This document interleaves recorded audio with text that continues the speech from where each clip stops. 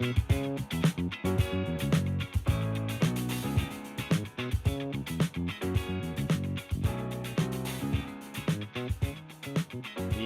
welcome to the TurnBuckle tapes. This is your tag team duo, Liam, and my tag team partner, Kyle. And then we got a special guest with us today. We got the best Looking Everything Jason Hastings. Welcome to the show, man. What's up, guys? How's it going? Good, man. Appreciate you coming on, spending some time with us. Yeah, absolutely. Getting to hang out. So, yeah, man. Tell us a little bit about yourself. Like, what's your backstory? Oh God, man. Well, I've been wrestling professionally for we in 2024. So I've been wrestling for 14 years. So I actually started December in 2010. I came up through. I actually started training a little bit through Lucha.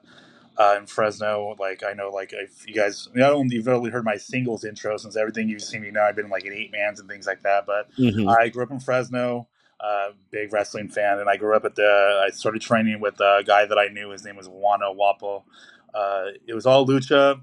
It sucked, It was just one of those things. We were training in a boxing ring, so everything hurt, man. Like wrestling hurts already as is, but it hurt 100 times more when you're learning how to bump in a boxing ring where there's absolutely no give and it's not structured for you to fall on your back multiple times. And we did that for a long time. And I debuted in December of 2010, same thing in the boxing ring.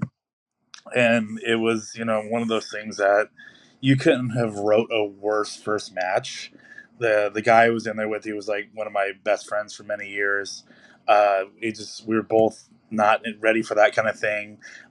Literally, the first thing we did, I got him in the corner, kind of did some terrible punches, whipped him off into the like loppy ass fucking ropes that looked terrible. As soon as I threw him in the corner, the turnbuckle snaps, breaks the ring. Literally, first match, ring breaks. We're like, oh crap! I'm 21 years old. Like my ears are soaking wet. I don't know what I'm doing.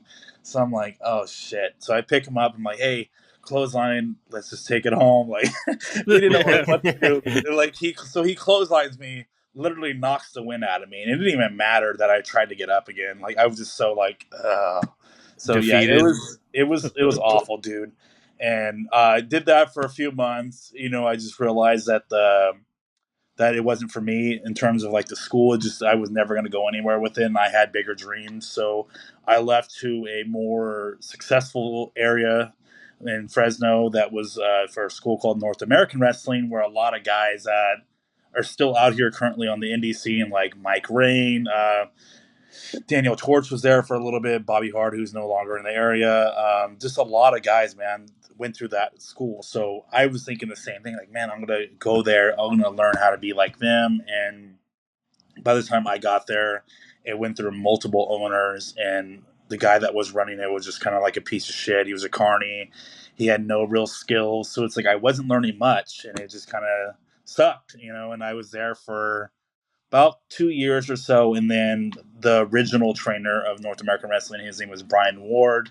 He was actually a graduate of the Heart Dungeon, and he came in and kind of saved the dojo per se, because it was called the North American Wrestling Dojo.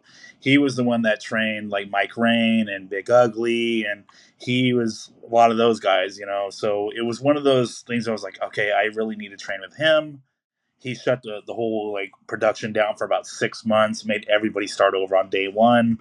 And, it caused a lot of tension between the owner and him, but he wanted everybody to look good, to be presentable. And that's where I got a lot of my, skills from, how to like look the part in terms of your gear and your mannerisms and your selling and, your body of work that you're putting out there every week. And we did that for about 7-8 months. I got a kind of refresher with him and kind of learned a little bit more how to get comfortable behind a mic, things like that. And he just ultimately wound up leaving again and go over money, because obviously wrestling, money and wrestling don't really mix well. And so he wound up leaving, and I wound up leaving North American Wrestling in July of 2013. And I wound up starting my own promotion in October of 2013, CWA, California Wrestling Association, which we're kind of all over the place. We just had a show last weekend in Visalia. We're in Modesto. We're We're in Fresno a lot. We've done Atwater. We're kind of like all over the place, you know. And obviously, I work with TWF. I've been working with TWF for over 10 years. I've worked at East Bay Pro Wrestling. I've done Hood Slam. Like I said, I've kind of been all over the place in terms of professional wrestling. Like I said, I've wrestled in Reno multiple times for Hood Slam. But yeah, like I said, pretty much every company I've done Next Level Pro Wrestling. I've done some stuff at SPW. Like, and pretty much any company that is in the territory, more than likely I've at least been there once. So it's like I'm kind of like, I hate to call myself a veteran because I'm not. I just like to call myself a journeyman because I've been around a very long time. So yeah, I've definitely seen a lot of guys come and go. I've done a lot of shit in wrestling. I'm a champion in 3 different promotions right now, which I'm very grateful for.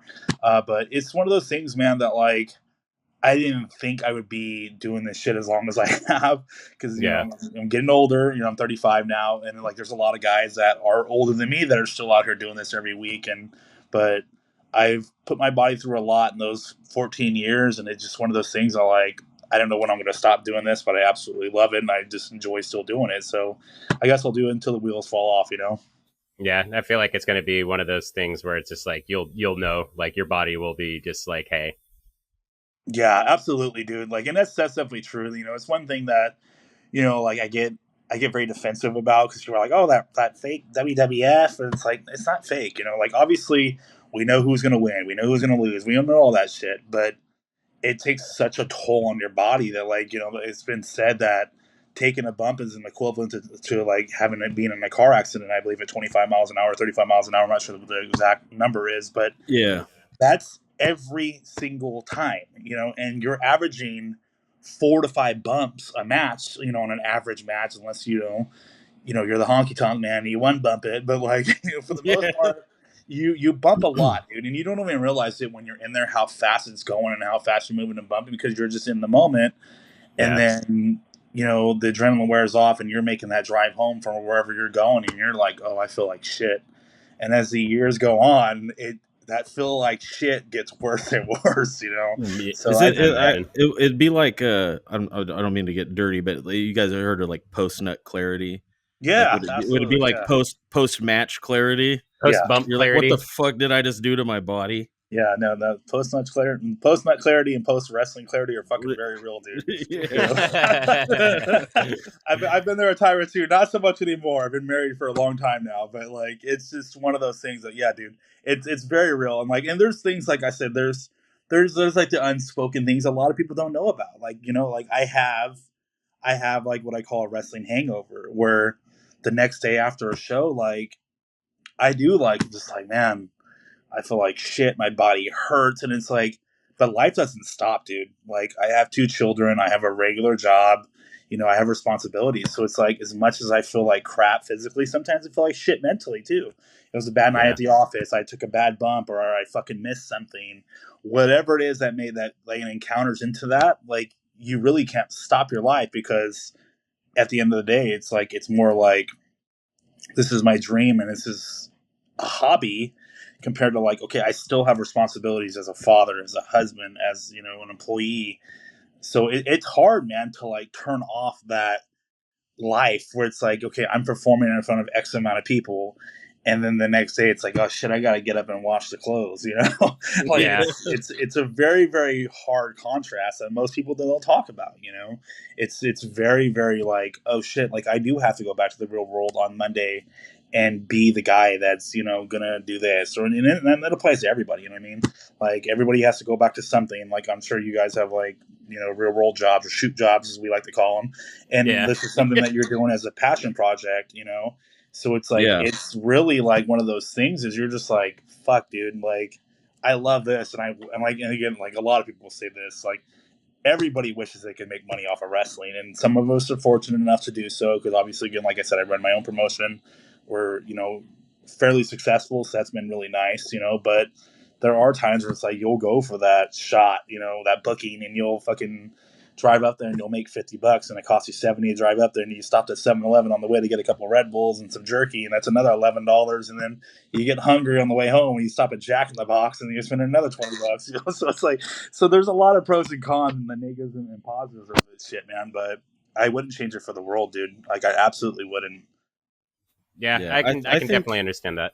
I think us as fan, like even just we all love wrestling, right? Like Yeah, even us absolutely. just as fans, like we have that same like addiction to it. You know what I mean? Like it doesn't stop. Like I feel when I'm sure you might feel the same. Like when I'm at my job, I'm thinking about doing this. Like I mean, I'm there, I'm doing my job. It's not a hard job, but like I'm thinking like, oh, like that'd be cool if we got a certain wrestler as a guest or whatever.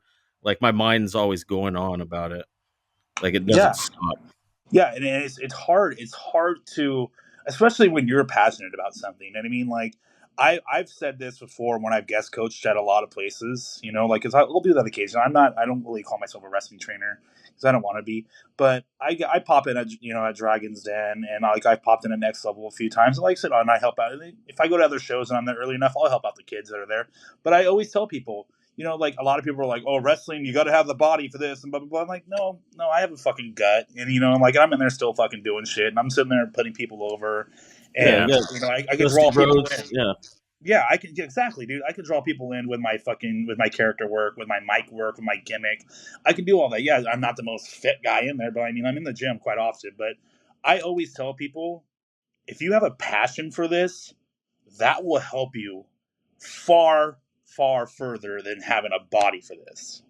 Yeah. Because You're not going to be like able to sell yourself.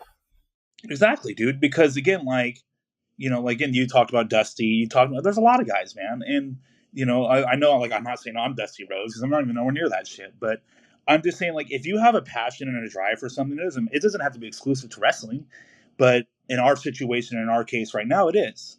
If you're passionate about something, like you're trying to grow your guys' audience, you're trying to grow your base, and you're trying to help promote the Central Valley and the Northern California scene of wrestling, that's gonna wind up going a lot further than just like, oh yeah, I gotta do a podcast later about some wrestling shit. We'll see if we. I don't even want to do it, man. Those are the people Yeah. that ultimately fail. Like I've been up and down these roads for so damn long, dude. And like I said, I've got my ass whipped more times than I can count. I've done matches I absolutely hated. I've done matches I absolutely loved. I put people over. I didn't want to put people over. But because I love this shit. At the end of the day, like I said, I still go back to being a real human being. I still go back to being a dad. I still go back to being a husband. I still go back to being an employee. Like nothing changes there. But when I'm in that moment where it's like, hey, like I get to step out and I get to be the best looking everything, and I get to run best looking enterprises, and I get to be a champion of, insert company name here. And that's a whole nother thing. But when I'm in that moment, that's all I'm focused on. I want to make sure I'm putting the product over, I'm putting the people over, I'm putting whatever over, because I want to make sure that people that are coming in and spending this money, coming out in these hot ass buildings where it's 107 outside and the fucking building's 120. this is Yeah. true. We've been Yeah, different yeah. with this. Yeah. Yeah, like I want to make sure that people are like, man, I fucking hated that guy tonight. Man, he was a fucking weasel. Man, he's annoying. And oh, he got me earlier when he punked me and he said this. I want them to remember that. So, but that's a part of just putting the passion behind it, dude. Like, Yeah. I'm not one that like goes and cans everything. Like, everything I try to do is on the fly, man. Sometimes I'll have nothing and I'll just be like, and I was like, oh, just shut up. And I just kind of just shut it down because I'm like, man, I don't have anything. And sometimes I'm quick with the draw and I hit somebody with something and I'm like, and I'll sit back and think about it 2 days later and I start laughing. And I'm like, yeah, that was a good one. Hell Yeah, yeah. we did that last night. We recorded last night, and we were kind of talking about like what was going on for like currently like SummerSlam and all this stuff Yeah. coming up. Yeah. Uh, and then towards the end, like it just kind of trailed off and was like super organic, and it just like I think it was really funny. So Yeah, I get that. And we that's the best thing, dude. You want to be natural with it. You know what I mean? Because it's real easy, especially in wrestling, to weed that out. If I'm going out there and I'm portraying myself as this, flippity floppy fuck that is just like out there doing all this shit, you guys are gonna see right through. They're like, dude, this dude's fucking 300 pounds and he's fucking 6'1". He's not gonna be out there doing 450s. You would see right through that. But if I Yeah, go yeah. out there and I'm like, yeah, I think I'm the fucking shit and I act like I'm better than everybody here and I'm portraying that, you can buy into that a little bit because you're like, oh, this guy's a cunt. He's an asshole. But I'll portray that fully. But then, like I said, you're blurring those lines again where it's like, who are you going to remember? The guy that you've seen do a 450 in match one? Or are you going to remember the guy that, has been just fucking egging us on the whole night. Every time he sees him, he's like saying shit.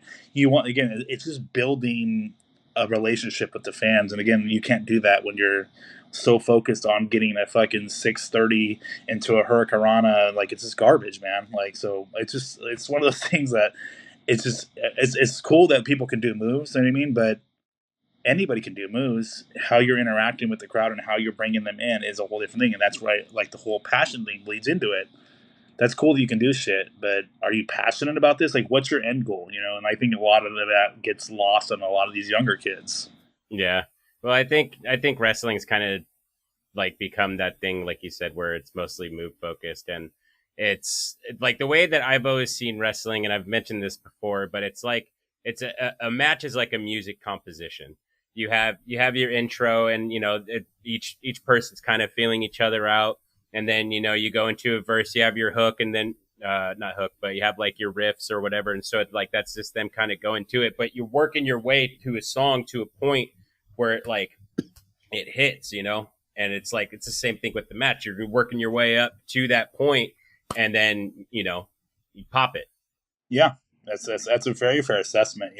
I go back to the TWF show in Stockton. I believe you guys were there because you guys did the show recap where we did I believe it was a 6-man. It was me, Boss, and I want to say Cruz against Myra, Hayashi, and Paris Singh. Paris. Okay, Yeah.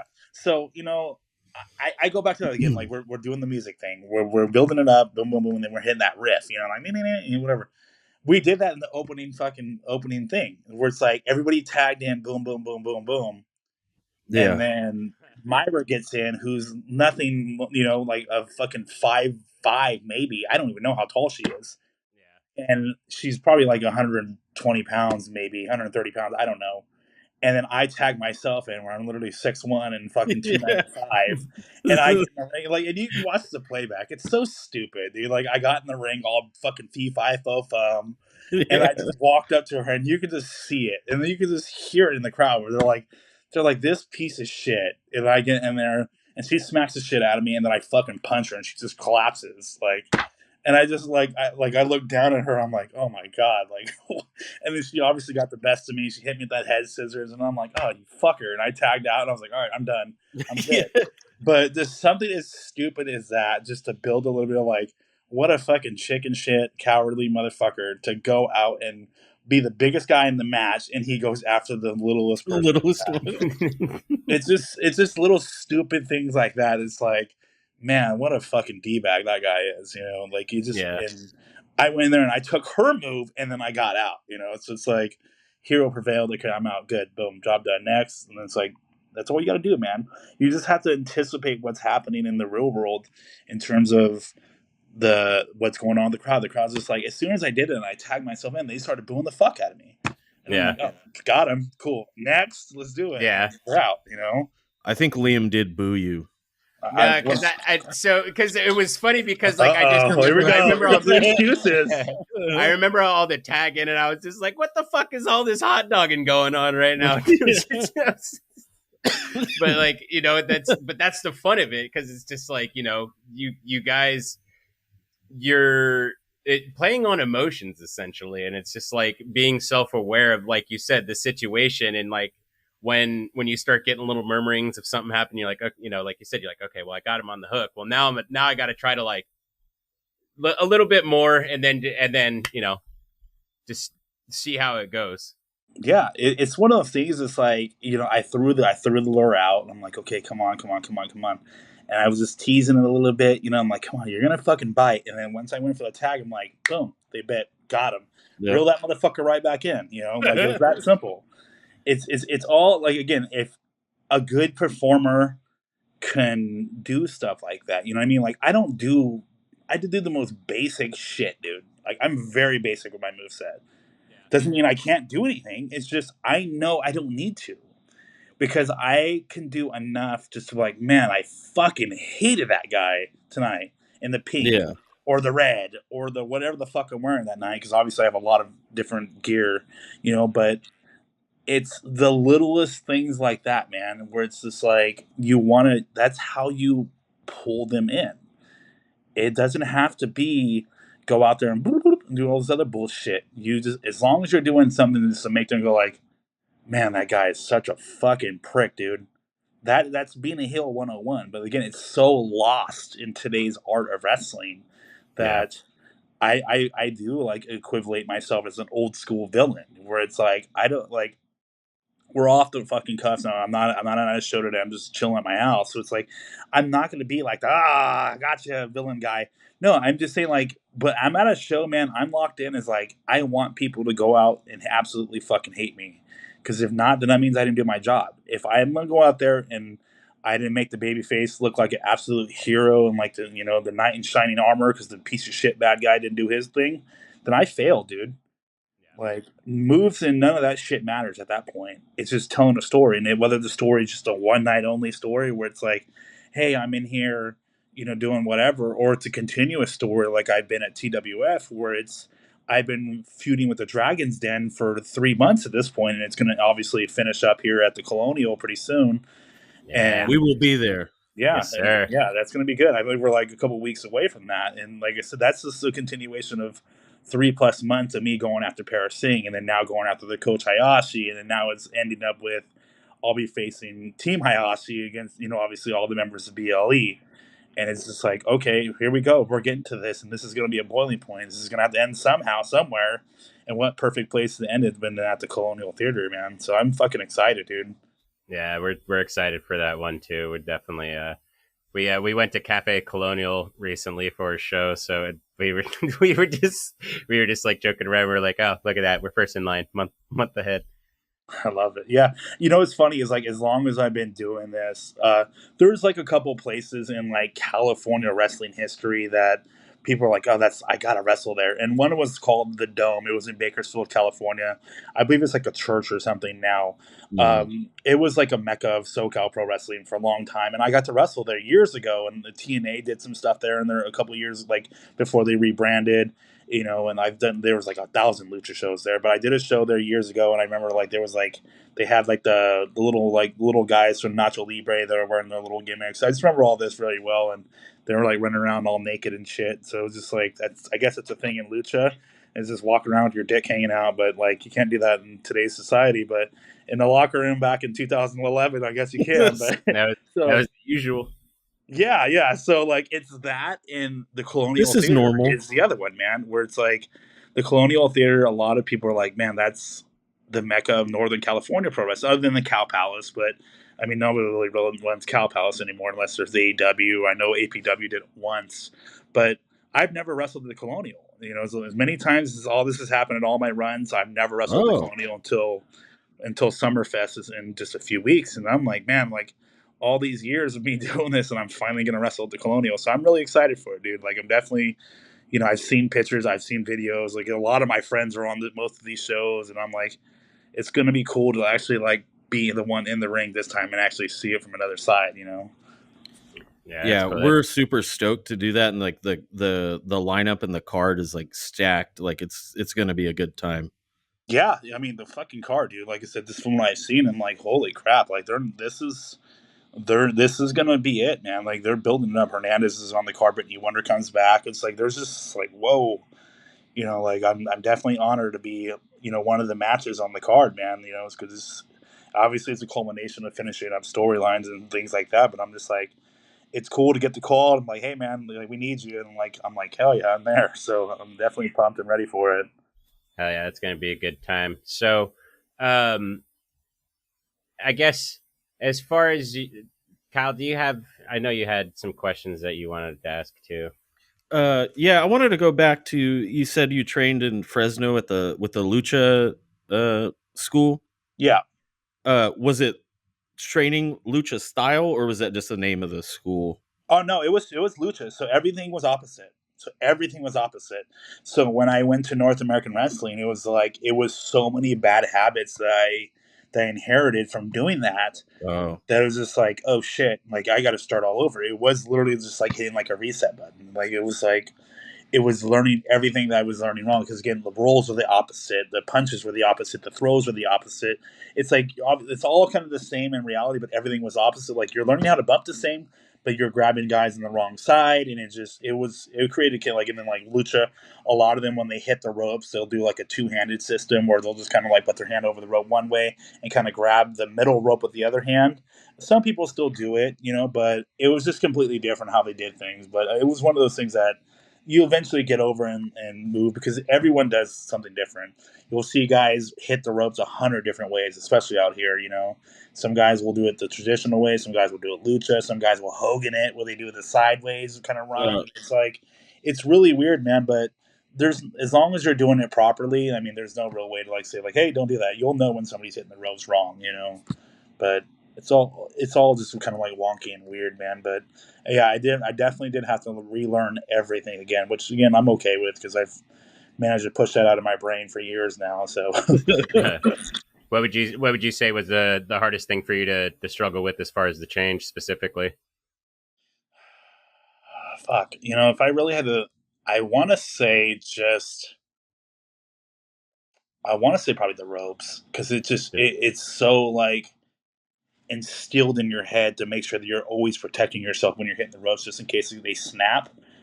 So it's Yeah. like Oh yeah. so like you're always just kind of like, oh, you gotta grab them. And sometimes I'll still slip, and I'll just kind of like hang on just for like a quick thing if I'm not in a ring that I'm not comfortable with.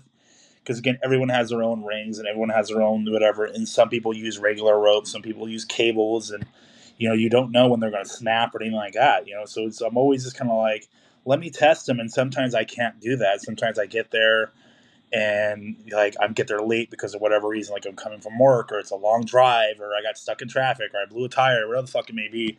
And it's like I got to get right in there, and like the first time I hit the ropes, I'm like, oh shit, I'm like, I don't like this. So you'll occasionally, like, I will grab them as like a safety thing, because I'm like, okay, but then there are companies like East Bay where the ring never goes down.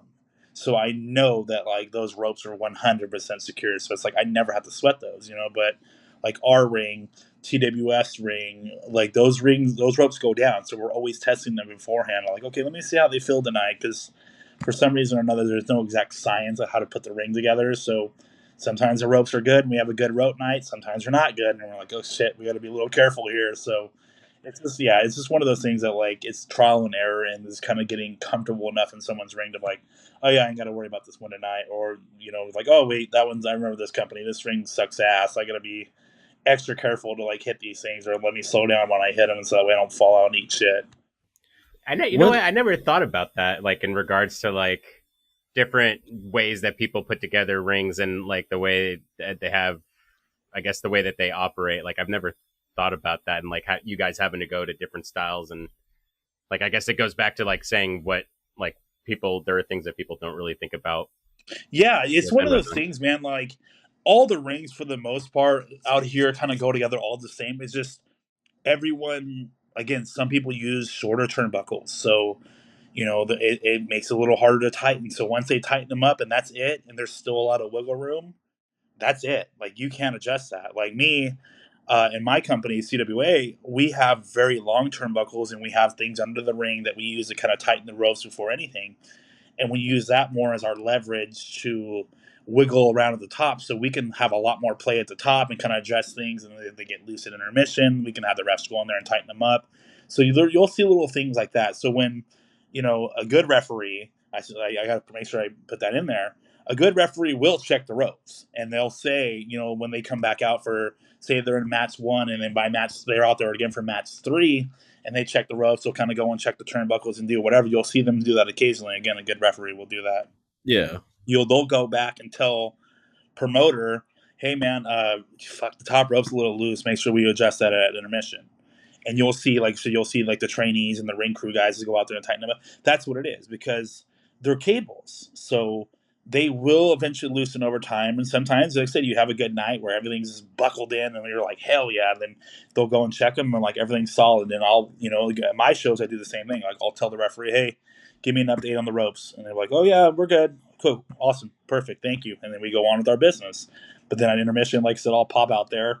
I'll sit on the ring, kind of try to sell some shirts and do whatever. And then I'll very faintly, it's like very like try to do it as discreetly as I can. I'll fucking pull on the ropes. I'm like, okay, they're holding up. This one's holding up. Top's a little loose, and I'll go back there, tell a ref like, hey man, tighten up the top rope 2 turns for me, and then they'll go out there, and then boom, then we get back to the show. Is there like a certain like a sweet spot that like you as a wrestler like that you like the ropes to be like at a certain like not like a tension but like you know what I mean, like is there like a in between like a sweet spot for that when you're running Yeah, the ropes? like I don't like the ropes too tight because it just really just kills your back. I want it to be like between very tight, like comfortable. So it's like when you're hitting them, you want to have like that give where it's like you're bouncing off and the ropes are pushing you back. And Okay. you're like, oh, this is nice. You'll see a lot of guys, like I said, if you guys ever get there early, and like I said, you guys are more than welcome to come to a CWA show anytime. And like I said, you guys are more than welcome to come early, kind of Oh, check hell yeah. things out and kind of see what's up.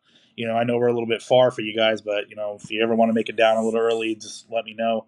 But yeah, you'll see us beforehand, kind of like lean on the ropes, and we'll be like, oh, that feels pretty damn good. Like, give it one more turn just to be safe. We'll do shit like that where we test everything beforehand because we want it to be, again, essentially that sweet spot where like, all right, this is good.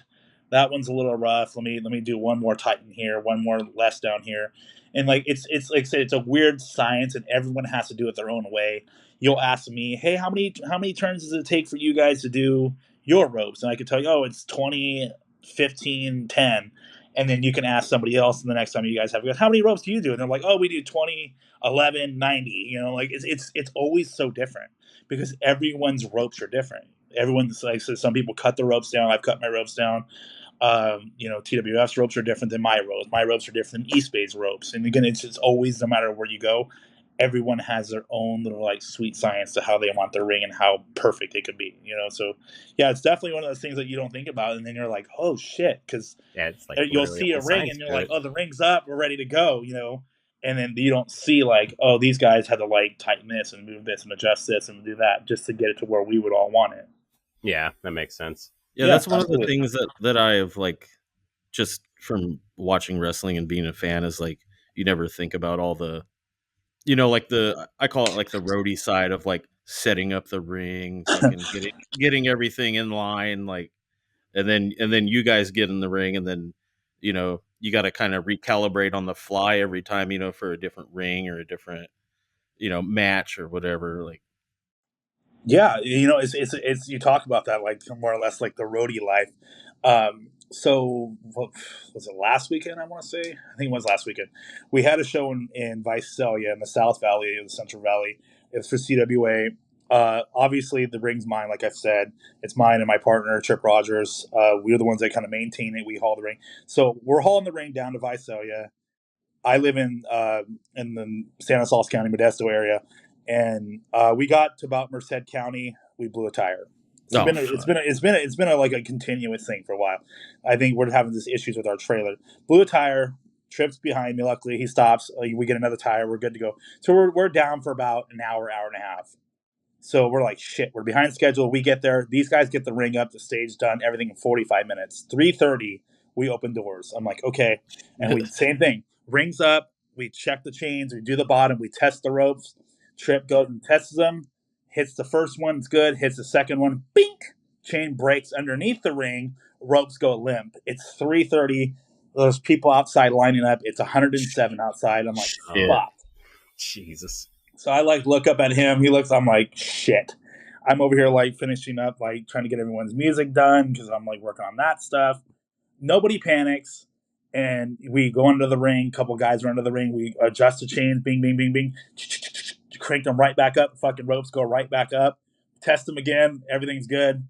3:35. Oh, We let people in. Show starts at 4 o'clock, man. oh And it's my like, god. yeah, it was so like it was the most chaotic 5 minutes I think I've ever dealt with in wrestling because it's like just to see the ropes go from like, oh, they're looking good, they're pristine, they're ready to go, to them just going to like noodles in a matter of seconds. So I'm like, oh fuck, and then right back up within 5 minutes. I'm like, oh, this is why I love these guys, man. Is like I said, it's little like you'll see. I know they don't do it too much, and I don't know they don't allow it too much anymore. But like I remember, like I went to a house show years ago for WWE in Fresno, and I got this. Sometimes they'll let you stick around, and they let you like watch them tear down shit, dude. And they swap things out. They would swap ropes out. I think it was like I want to say actually it was out a TV taping because I watched them swap out the canvas and tape the ropes to go to do 205 live in probably 3 minutes, dude. It was the most impressive thing I've ever seen. Like a That pit is- crew, huh? Yeah. Yeah, literally like a pit crew, dude. It was like Charles Robinson's out there in a hoodie, and I seen him, like I'm like, oh shit, this little Nate, and he just Little has like Nate. a bunch of other guys running behind him, and they literally was like, all right, guys, stick around for 205 live, blah blah blah blah. I'm like, okay, whatever. They literally yanked that canvas off, folded it up, put the next canvas on, had the little cruiserweight classic symbols in the corners, got the ropes, retaped the ropes purple, switched the pads out, boom, boom, boom, boom, boom, and they like literally 3 minutes tops, dude. And I was like, Fuck. That is holy impressive. shit. I was blown away, dude. I was like, man. And they did, like I said, they grab everything, put everything under the ropes, boom, boom, boom, boom, tighten it up, retighten everything, boom, and then they give the signal to somebody. They run to the back, hear a couple commercials for the like shop zone and all that, and then bang, right to 205 live. And I'm like, damn, man. I was like, that's impressive. But yeah, like that's how I felt, dude. Like when that happened, I'm like, fuck, ropes just snapped. I could see people are standing there like looking in, doing that shit. I'm like, oh fuck, because like you just see like everybody just kind of like hanging out and bullshitting to like everybody goes to the ring within a second, and then like you just see like the fans are like, what happened? What's going on? And I'm like, and I tell like my business partner who like does the door, I'm like, don't open the door. So then I'm like, so we're like doing this, and I'm like, shit. And then like I said, Trip, I love him to death, man. He's just like, we'll get it done right now. Works on it, cranks the fucking things back up. He's like, ropes are good. Go ahead and open the door. I'm like, I was Good like, right open the hand man door. right there.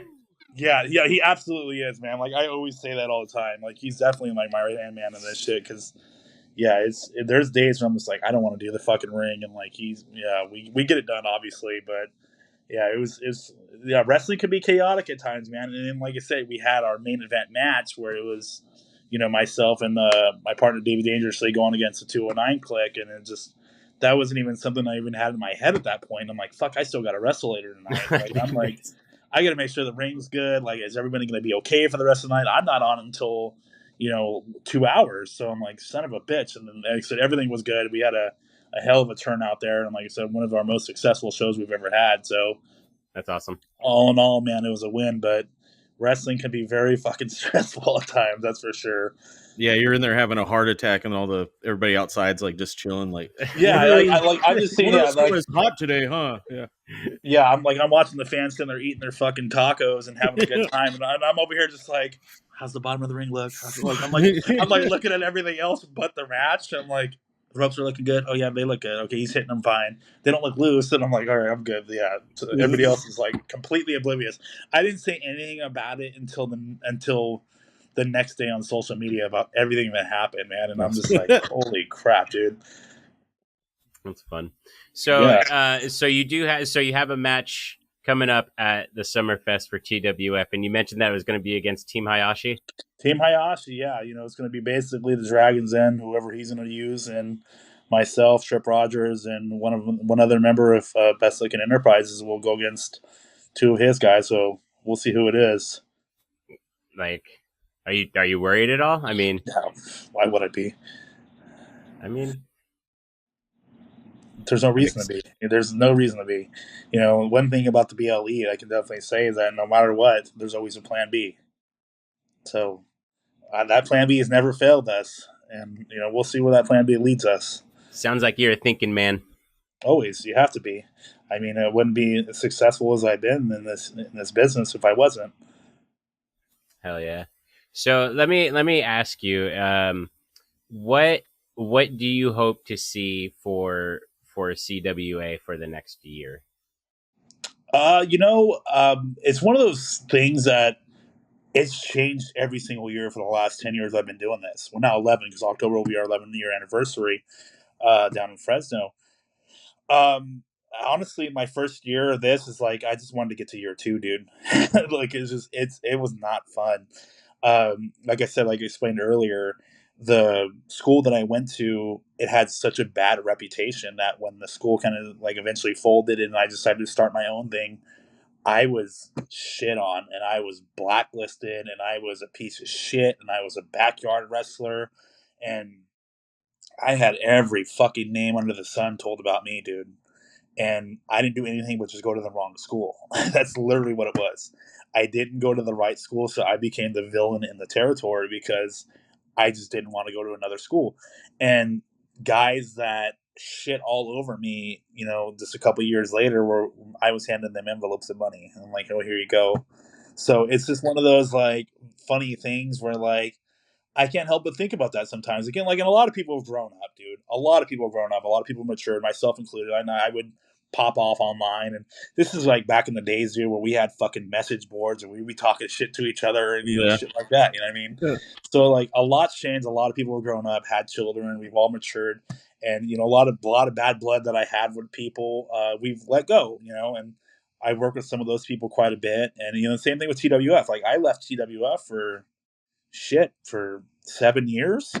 I left TWF because it's just a bad blood, man. Like I wasn't happy with my direction at the time. I was very young. I was very ignorant to the business, and I wanted more, and I felt I deserved more, and I left. And me and Jake didn't speak for years, and then when I started, like, our shows started becoming a little bit more consistent, then I was using a lot of his guys. Like I obviously used the 209 guys who are my tag team champions in their own, like, in the main event storyline, obviously with myself. And we run the same day as TWF, and it was never intentional, but I was like, shit. So this is kind of like some behind, inside baseball. Like I never said this to anybody. I don't think I've ever even said it in public. I would run earlier in the day, and I would make sure that all his guys were on first match or second match, just so they can get out of there and go to TWF. And Cool of you. this is in the time where I didn't even work for Jake. I didn't talk to Jake. I had nothing to say to him. And Michael Sean, again, like, I know we're like, oh, fuck the 209. I still feel like that, but in reality, he bridged that gap, because I told him, I was like, dude, if Jake wants to talk to me, tell him to reach out to me. Like, I'm an easy fucking guy to find. Yeah. And it's been years, dude. Like I said, so we reached out to each other. We kind of like we put out the extended olive branch to one another, and then I came back, and it was just kind of like, so much has changed for TWF, man, and it's a beautiful thing to see, because Jake has always been that guy. Same thing, where it's like a lot of people shit on Jake and shit on TWF for whatever reason, and Jake has just kept going and kept going and kept going, and he's done, like I said, who else can say that they've done a show at the Stockton Arena in front of the Stockton Kings? Jake. Yeah. Who can say Yeah. that they've sold out the Colonial multiple times? Is Jake. So a lot of people hate on that, but like, you got to give credit where the credit's due, man. He's busted his ass to get TWF where it is, and that motivated me to work harder. That motivated me to grow CWA, and as year by year has changed, I don't know if you guys have seen this, like, pro wrestling.tv thing that's been kind of floating around the socials on TWF side. Yeah, There's we're gonna bring that up here in a minute. Yeah. yeah, and uh, I don't know the specifics of it. I really don't. I'm learning about it myself. But to me, it's just an opportunity. It's like, okay, if we're gonna grow this together, why not have CWA on there? Why Yeah. not, like, pull that footage and bring it onto that too? So obviously, I know a little bit about it. Again, I've talked to Jake about it, because Jake's going to be the one that's kind of like spearheading it, and I wouldn't be opposed to, like, putting our content on there and successfully growing this together. So if you're asking me now, the exact moment, what my goal would be, that would be that, is to grow my brand. Jake did local TV for years, dude, and then he transitioned to YouTube, and Jake's, got his I don't know if he's already got his degree. He was working through a degree through communication school, and he's a really smart guy. His editing's good. The shows look really good. Like, the shows are top notch for YouTube. Got the little Yeah. graphics Yeah. and the intros, the outros, and like, I'm taking little pieces of that and putting it to CWA, and I'm like, I want to continue to do that, because again, like, we have the quality matches, we have good storylines, we have good matches. We're making towns almost every damn month wherever we're at. Why aren't we using that and transitioning that to be more successful and be more worldwide? And with Yeah. this thing with Pro Wrestling TV, it's just going to be, I think it's going to be really like a step forward into growing everybody as a brand, if everyone decides to jump on board with it. Yeah. It sounds like it's something that's going to be like a high tides raising all ships type deal. I hope so. Exactly. Yeah. I hope so.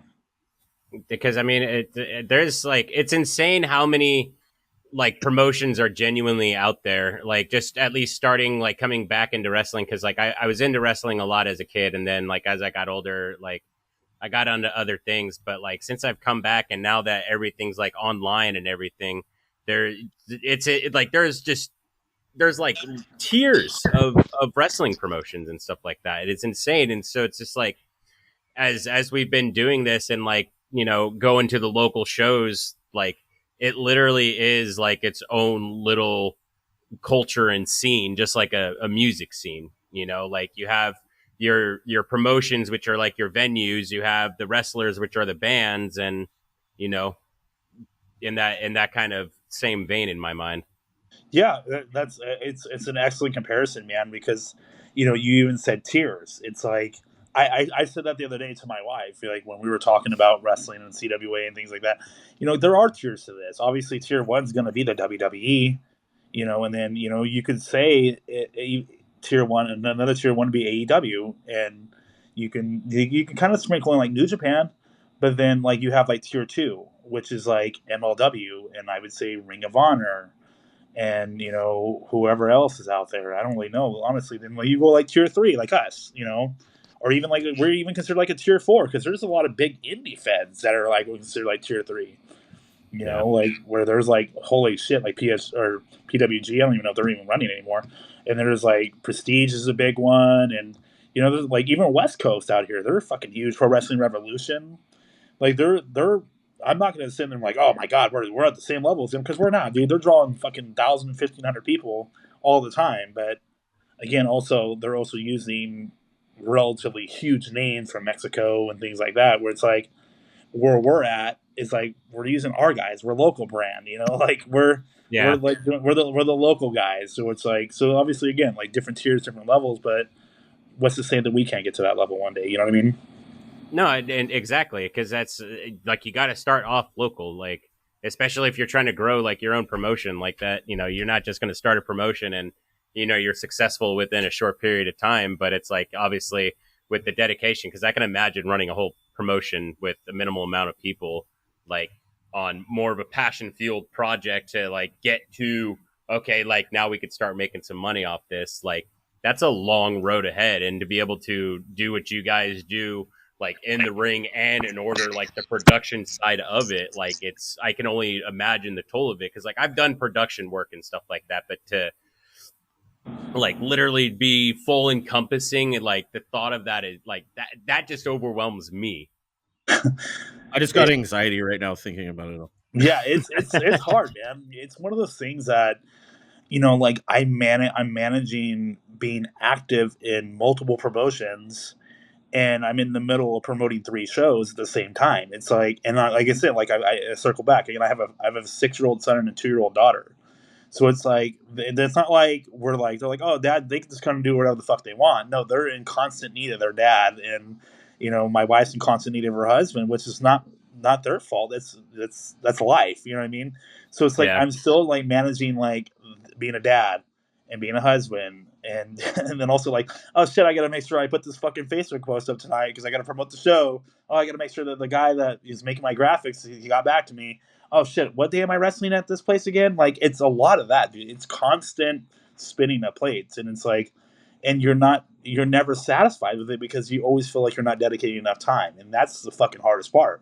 I'm sure it's the yeah, same thing with you guys. You guys are like probably like bouncing ideas off of each other off air, like, hey, what if we did this and did this and this, and then like, yeah, I'll get back to that on like on Monday. I gotta do some shit at work, whatever the fuck, or yeah, if you guys have either one of you have children, it's like, oh hey, I gotta go do this first, and Yeah. like life is hard, man. And then you're like life is hard on top of you're trying to build whether it be a brand, whether it be a promotion, whether it be what a character. It's you're always juggling and you're never satisfied. And I think that's the hardest fucking part of wrestling. So you always want more, and you have to eat so many shit sandwiches before you want to get in that good bite. yeah. Feel like God, dude, like that's I don't know. That's one of the things that I've always admired about wrestlers, just at least like the wrestling like culture in itself, just the The dedication balancing and act. Well, I mean, the balancing act as well, but just more so like the dedication, like you're physically putting yourself through this on top of like the traveling. So it's just like he said, you're just eating shit sandwiches like constantly just for the chase for glory, essentially. And it Yeah, just, it is. It's. I've always described it because again, like Boss, like I talk about Boss. He's one of my closest friends outside of wrestling, and he has done music for a very long time. And he calls himself a legitimate rock star. And he's done some stuff. He's done tours and things like that with his bands. And we've talked about it before. And I said, I've said there's no other feeling than doing what we do as professional wrestlers. It just there's you can't. I wish I can literally put it into a bottle and fucking sell it, dude, because it's just one of those highs. Because I don't get high in the real world or anything like that, but like it's just a high that nobody can fucking chase because it's just like you are literally stepping out of your skin and having an out of body experience that nobody can ever take away from you. Even like if I stop today, man, I've done this for damn near 15 years now. Like nobody can take that from me. It's just a feeling of like going through the curtain and you're coming out to wherever you're coming out to. Like I come out to What a Man, and people are like, "Oh, that's so fucking obnoxious," but it's so in your head after that it's like it's just something as stupid as that. And they're like, "Oh, that guy that comes out to What a Man, okay, cool, yeah, that guy was a dick or whatever." It's a feeling that like, man, I wish everybody in the world can just experience it one time just to see it's like, whew, man, that's a good feeling, because you escape life, dude. Like you absolutely escape life. It's like it's no different than like playing video games, man. Like I like when I have like a little bit of spare time, I love playing video games, dude. But yeah. I don't like. I literally was playing like the college football game that just dropped like an hour before this. Like I've been like getting to play it in bits and pieces because like my son's 6, so it's like he wants to play Fortnite, and it's like I'm like working on shit. I'm like I'm gonna sit down real quick and just get a little play in, and I'm like, and that didn't last long, and I'm like, okay, well they're leaving, so I can probably play later. But I'm like, oh, we gotta knock out this show. It's fuck it, let's do this first. But yeah, man, you get to escape when you play video games. You get to escape when you watch a movie that you're really like invested in. Like if you're like a Marvel guy or a DC guy, or even like if you like Star Wars or any of those, you get invested in what that is, and you're just like, but you're not in it. You know what I mean? Yeah. Like, yeah, you're invested in what's happening to the Avengers, but you're not an Avenger. When you're a I'm pro an wrestler, Avenger. are you? Okay, I believe you. Yeah. I thought I saw Thank you you. in the credits. I Yeah. thought I saw that The name. God damn it! But I just wish, like I said, man. Even if like you guys have to do something where like you're on commentary, do like a guest commentary spot or something, just the feeling of being on the other side of it is a feeling that not many people out there get to chase or have. Yeah. I've said that to a lot of guys along the way. When I tell people, I'm like, you guys, whether you're in the ring, whether you're cutting a promo, whether you're a manager, whatever it is that you're doing something that everybody that's came to watch you tonight hasn't done. They're obviously fans of this. They obviously got a chance to see this and enjoy it. And whatever is the reason they never did it, whether they couldn't, their body didn't allow it, they were too scared, whatever it is, you guys are doing that in front of them. So these people are still living vicariously through you. So give them a moment, give them an opportunity. Go over there and fucking tell them to shut their mouths, or go and give them a high five, whatever it is, because they imagine themselves in some way or another doing this to somebody else. Like I'm That's sure that you true. guys, yeah, I'm sure that you guys have like cut promos on your fucking cats or dogs, and like, or you've done Yes. like you've mimicked something where you're like, what, you've done that, like, or you've done the macho, the ooh yeah, like Ooh, there you yeah. go, yeah. See, that's what I'm saying, man. Like, but you guys have never had the opportunity yet. See how I did there? You've never had the Yeah. opportunity yet to step into the ring and get a feel of it, man. So you're living vicariously through me, through Freeman, through Michael Shaw, through all these guys. It's not to say that you guys will never do anything in wrestling besides doing a podcast, because that's the beautiful thing about pro wrestling, dude, is that you can seek out other opportunities. Maybe we might need a commentator one day. Maybe we might need a referee one day. Maybe we might need a ring Hey. announcer one day. There's just so many different outlets. Fuck you. Maybe you might like. There's so many outlets, dude, Yeah. with pro wrestling that you don't have to go and just take the fucking bumps and bruises of this. But if you're passionate about it, there is a way to do that and translate it to something, whether it's a podcast, whether it's a vlog, whether it's, a publication. There's so many different things that you can continue to show your love through wrestling, dude. I can't do this shit forever. I know I can't. But I'm Yeah. already thinking about in my head, okay, what's next after this when I decide to hang it up? I'll still be around. I just might be a manager. Or maybe I'll just go sit at the booth. Obviously I'm still going to be running my promotion. But Yeah. for the ones that haven't been fortunate enough to do what I've been able to do for 15 years, I always tell people never say never because you don't fucking know. You don't Yeah. know when your number is going to get called. I'm like, hey man, you know what? I'm actually short a ring announcer and a ref tonight. Do you mind jumping in there? And obviously I don't advise that, but there is ways to get into this without having to go through the trials and tribulations of the bullshit that can be professional wrestling at times.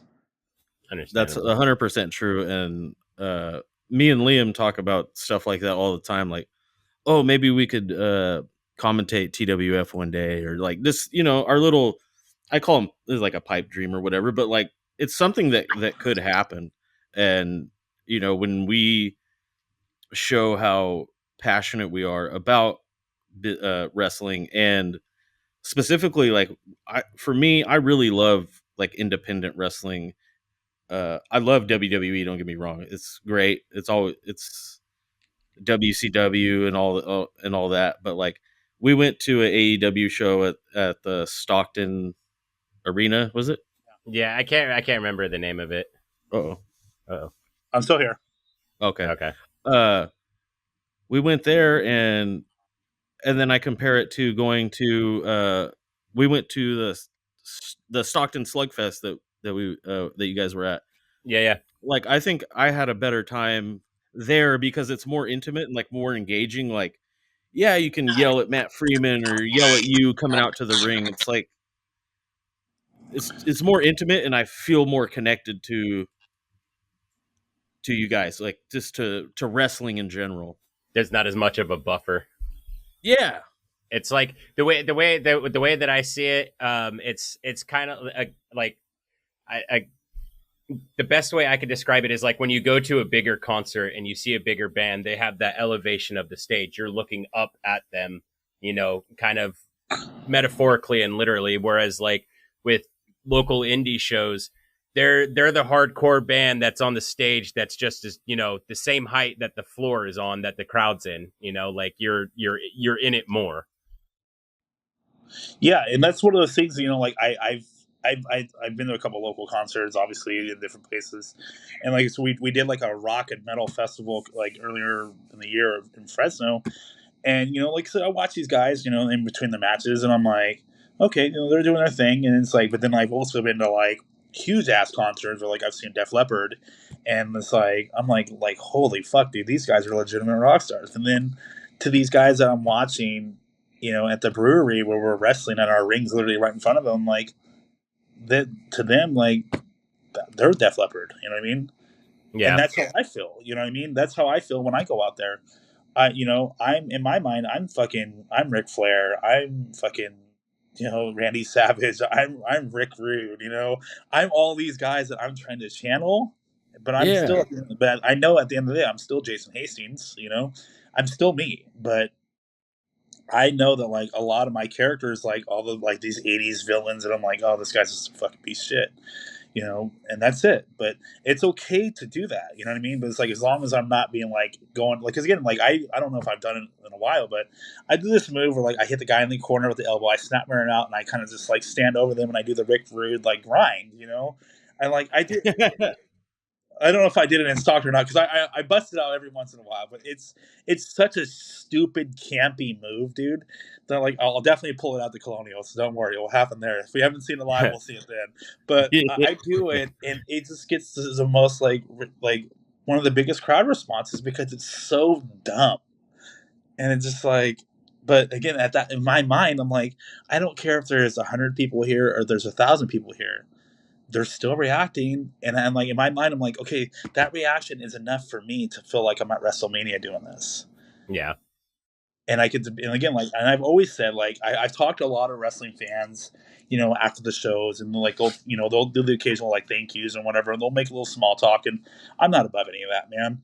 And they always say, like, oh, I love independent wrestling because it's so intimate, and I always say that, like, yeah, it is. It's fucking beautiful because again, like, it obviously at the end of the day, at WWE, AEW, New Japan, whatever, we're all human beings, but you don't have as much access to them as anybody else. You know what I mean? Yeah. Like a friend of mine, he wrestled with me at CWA for a while. He was actually in the middle of a main event push, and his name is Vince, and he wrestled. He trained down in Southern California, and I was like planning out my next show, and he was supposed to win the title. And I was like, his wrestling name was Vinny Wasco, and I was like, hey man, I was like, are you available on this day? Blah blah blah blah blah. He's like, oh, I don't think I am, bro. I have something coming up. I'll let you know. Okay, no problem. Didn't think anything of it. And then a few weeks later, he's like, okay, I can tell you what's going on with me. So he's like, I'm going to NXT. I'm like, oh, well, fucking A. Good for you, bro. And then again, we're still friends on Facebook to this day. We still talk. I tagged him in something a couple of weeks ago, and last night he was on SmackDown because he's a referee. His name is Joey Gonzalez in WWE, but Okay. he was the referee last night for the women's match. So Oh if you yeah, go on, Liam didn't watch it. okay, Yeah. well, Liam hates women's wrestling. well, so do I. But if you watch, just watch that for the yeah. So this is why me and Maybe Liam you are can good best join. friends. Maybe you can join the law. Liam against women's wrestling. Yeah, I should make a shirt. Like, so I Oh, don't know if you we see, got a I design. have like my custom made best looking everything shirt. So when I did wrestle, I wrestled a young lady named Danica Bloodwin. Uh, I don't know, fuck. It was like maybe 2 years ago. It was before COVID, I want to say. And I make these shirts. I'm very like gimmicky with my shirts. I try to do everything related to who I'm feuding with. So when I was feuding with her, I made a shirt just like this that said CWA Women's Champion, the best looking everything, Jason Hastings. And I wore it to the ring, and I wore it to That's the ring, great. and I didn't tell her I was gonna do it until I came out. So like I always have I usually more often than not like I wear a shirt to the ring and I take it off and I just kind of like do whatever. And I grabbed the shirt and I put it over my neck and we were standing at Gorilla and I was like you're going out first, whatever, whatever.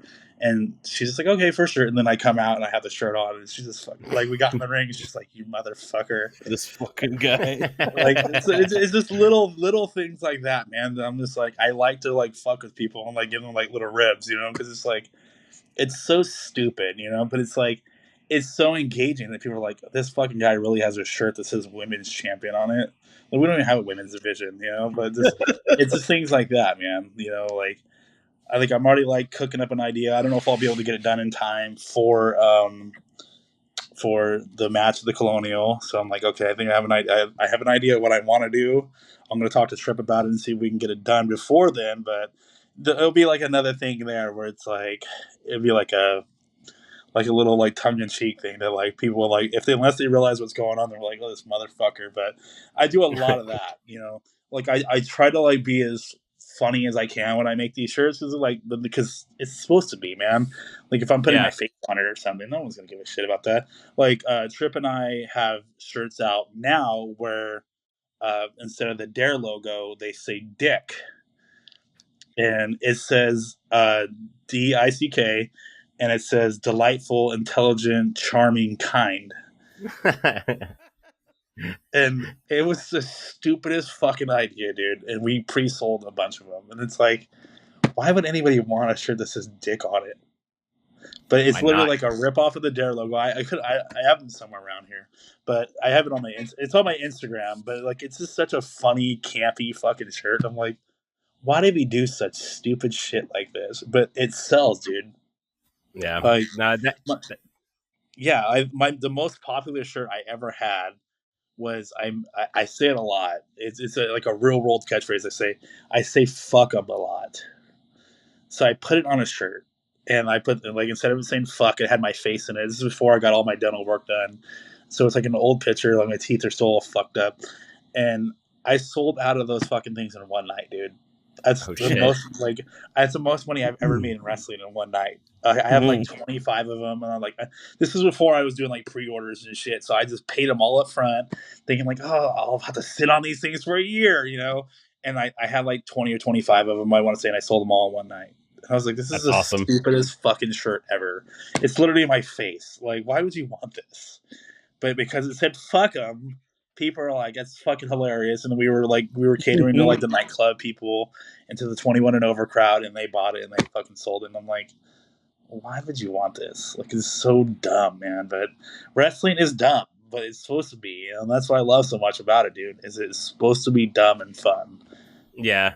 No, it definitely is. I was gonna say because it's you're doing bits is pretty much it's like a I there is a lot of comedy in wrestling. I feel like, and you know,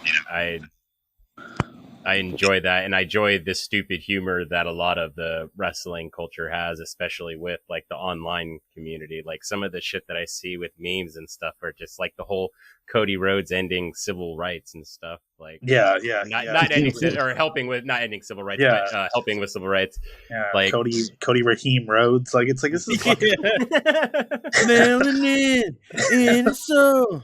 It's just this is the stupidest shit ever, dude. Like I get sent way too many fucking things on the internet, like that the Hogan song, where like I guess Hogan like hates black people, and I'm like, what is all this shit, man? Like it's every day I get sent something about wrestling, and I'm like, in my mind, like I still think wrestling is this tight knit fucking community where it's like a secret society. It's not, man. Like wrestling is like probably the most popular it's been in years. Is right now.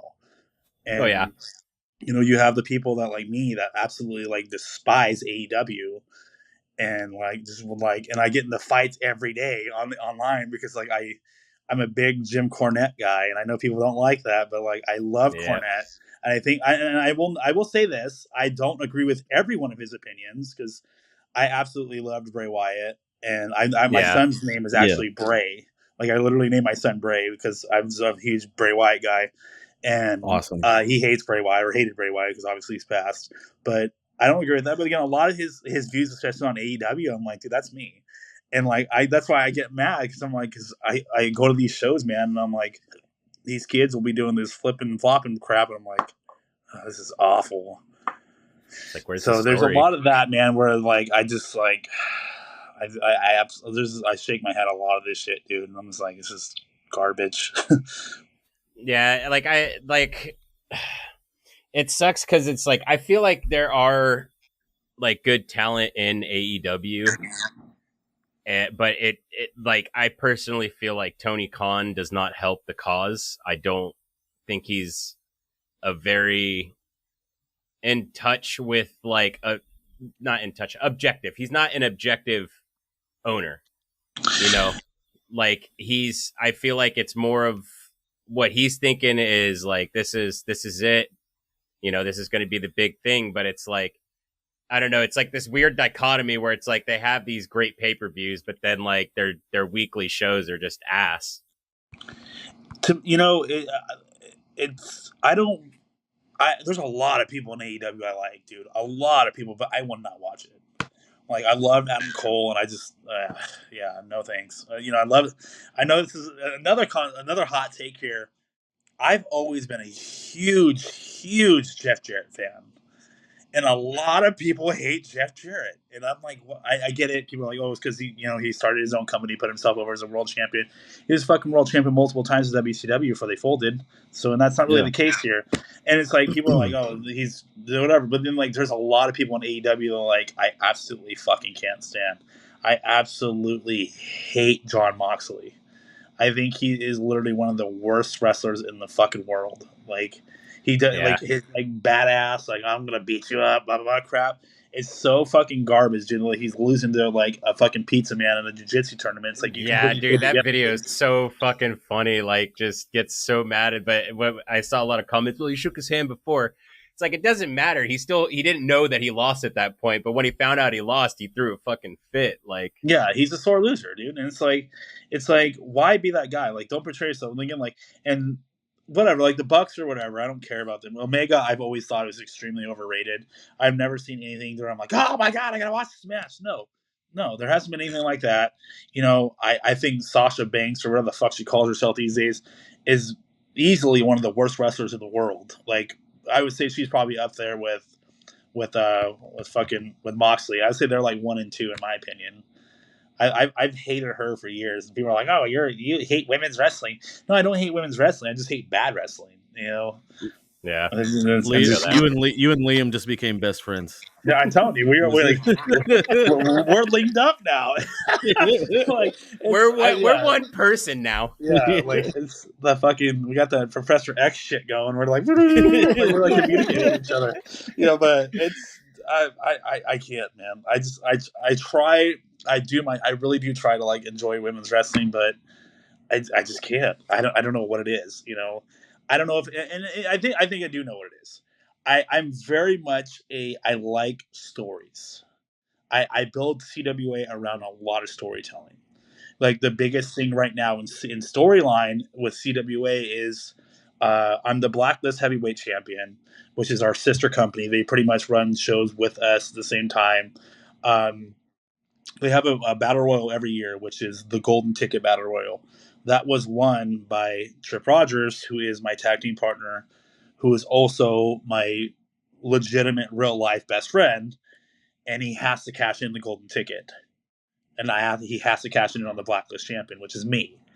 So we've said a million times that we will never wrestle each other, and that was on a shoot. Like I never had zero desire to wrestle him, never wanted to, never chose to, but now we have to. So we've been teasing this whole storyline for a year since he's won this damn belt. We're like, okay, we have to do this, and we finally got to the boiling point at the last show in Visalia, which is the matches on YouTube now on our YouTube link, where I challenge him instead of him challenging me, saying, hey, you know what? I'm tired of this shit. I'm going to face you for your CWA championship because he's a CWA heavyweight champion, and I'll put my Blacklist title on the line. So it's basically title for title, and we're going to do it at our anniversary show on October 5th. So it's like now it's like the fucking mega powers collide, like a match that nobody thought would ever happen with two like legitimate best friends. We're the tag team champions at East Bay. We're gonna defend our belts next weekend, dude. Like we still are running together. We're teaming up at TWS together. Like we're still gonna be all over the place together, but we have to do this match.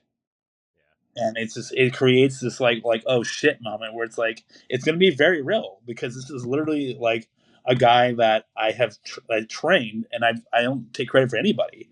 Where I trained him, and he's my one and only student. I've never trained anybody since, and he's going to be my one guy, and I'm going to face him, and it's going to be the first and the last time I've said that. I know people are going to be like, "Oh, you guys are going to wrestle each other again?" Nope, I will not do it anywhere else.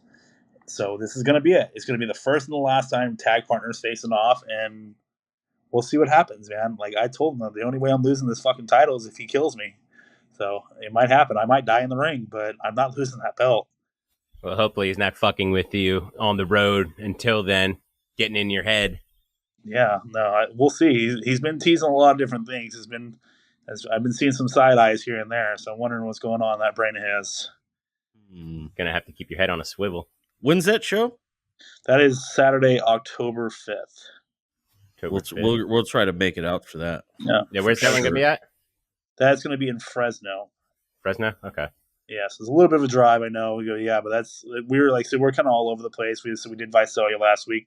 We're doing the Modesto Taco Festival, or excuse me, Modesto Bacon Festival on Saturday, September 7th, I believe it is. Okay. So that one's an all-day event, so that one will be fun. And then we have, like I said, CWA 11 Saturday, October 5th in Fresno. Hell yeah. Well, we'll definitely go to the bacon one for sure. Yeah, it's gonna be an all-day thing. This is the day after my birthday. My birthday's on the 6th, so that'll be my birthday present. We're literally out there all day long, dude. So I think the first match is at like 11 a.m. or something, and like I said, I think we're out there till 6. Oh shit. Yeah, so basically every match on the hour is usually when we come on. We come on for 2 matches, take a break, come on 2 matches. Oh, okay. I was like, all day? Like, that's a... Yeah. There'll be 47 matches if we did that. The super card of super cards. All right, Yeah, you're on now. You literally. got 20 minutes, yeah. Oh, man. Who do you think would win in a wrestling match, me or Liam? Oh man, I gotta go with Liam, dude. Like, look at that. you know, we're already kindred spirits, so it's like he already knows the bad guy ways, dude. So he already knows he has a step ahead of you. He doesn't have these though. I got my little pea shooters. I got little. All that doesn't mean anything if you have this. That's right. You gotta understand that. Because I got a big wrinkly brain in here. I have high functioning autism, so fuck you, Liam. Wrestling's a game of chess, and Liam's a chess master right now. He has the tools and the proper things that he knows. Again, you might throw him around the ring, up and down that thing up times 10, but you'll tire yourself out. Liam strikes, and it's over. That's how it goes. I'll be waiting. See, yeah, Hastings, we'll find out. Hastings we'll find out, Liam. There you go. Well, let's book it.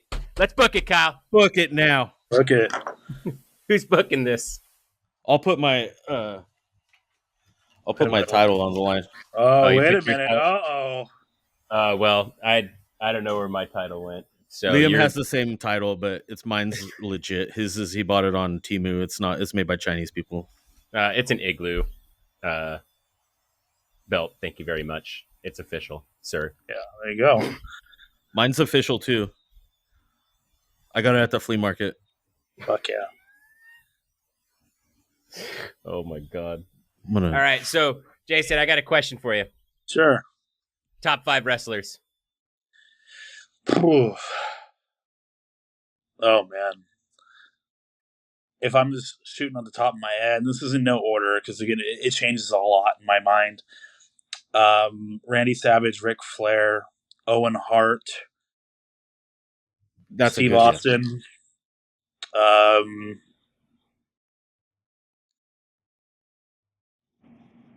I don't know, man. So we got Macho, Flair, Owen, Stone Cold, Austin. If I really had to say a 5, I'd probably say Shawn Michaels. It's pretty good. Those are solid. Owen Hart is underrated, I think, a lot. Yeah, the Shawn one was tough because I almost was leaning towards Hunter, but a lot of people hated the Reign of Terror where he was just fucking constantly beating people but it goes through waves, dude. We've seen it with a lot of people. It was Hunter, and then it was Cena, and then it was Roman. It's like it's all waves of people go through the fucking the destruction path where it's like you already know how the match is going to end. And it's going to happen this way. Yeah, and like Lesnar, Hogan too. Hogan and Shawn Michaels too. It's the same with everybody, man. People just have revisionist history and they forget that a lot of these paths are all the fucking same. Hogan would get his ass whipped and all of a sudden he would Hulk up and win the match. Brett, same thing. He would kind of get beat down and all of a sudden he would hit the technical shit and he would win. Shawn Michaels would get beat down, come back, hit the win. Cena hit the win. It's all the same thing, dude. The playbook hasn't changed. It's just that people have. No, I mean, even look at right now going on with the whole Liv Morgan and Dominic and Rhea story. That's an evolution of the China Eddie Guerrero thing. Exactly. Everything is rehashed and rewashed in wrestling, dude. It never changes. It never changes. Yeah. No, it's just repackaged. It's a reskin essentially. Yep. Exactly. But no, that's I don't know. I just love wrestling and it's been a lot of fun coming back to it with a really invigorated passion and now doing this to learn more and understand the business more just because I really do think that it is a very unique thing. There is nothing like it that I have experienced, not even something adjacent like MMA. MMA and the crowds from MMA and wrestling are completely different. Wrestling will probably watch MMA, but just it's now at a point where I feel since WWE's taken over by TKO, now they're starting to bleed in some of the stories and the building the hype for the fights into it, whether if it's a work or a shoot or like whatever. Like it seems like UFC's doing shit like that now. You know what I mean? Yeah, I think I've seen that over the last 10 years. I'm not a very very big avid UFC guy. I'll watch the fights here and there, but I'd never go out of my way to watch them. Yeah. And yeah, you've seen it like with Connor and these different guys along the way, man. It's all built on the same fucking thing. It's all built on storytelling. If you go all the way back to when UFC hit its peak, when you're talking about like Ken Shamrock and Tito Ortiz, what was the story there? They fucking hated each other. And then you go into the next one where it's like you have, Chuck Liddell and Randy Couture. It's like, what was the story there? Oh, they respected each other, but they wanted to beat each other up. And then you have like Chael and Chael and fucking Silva. Chael was the fucking antagonist, heel, just shit talking him and bothering him, and then you have your next wave of guys like you have Connor and you have that fucking the kid with the curly hair that's like all like rainbow looking. I don't know his name off the top of my head. It's Yeah, like I know you're talking about.